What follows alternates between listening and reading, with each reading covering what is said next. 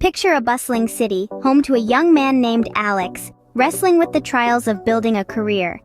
Despite his grit, rejections kept pouring in. On the brink of surrender, a shift in perspective gave Alex a fresh start. He began to see each rejection not as a failure, but as a chance to learn, to grow. He immersed himself in workshops, networked with industry professionals, sought guidance from those who'd faced similar battles. His outlook transformed from defeat to resilience. Then, the call that changed everything. A prestigious company had taken note, not just of Alex's skills, but of his tenacity, his resilience. They offered him a position that exceeded his dreams.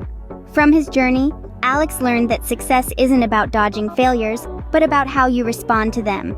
Each rejection became a stepping stone, teaching him about perseverance, about self-discovery. So remember, setbacks are not an end, but a pivotal part of the journey.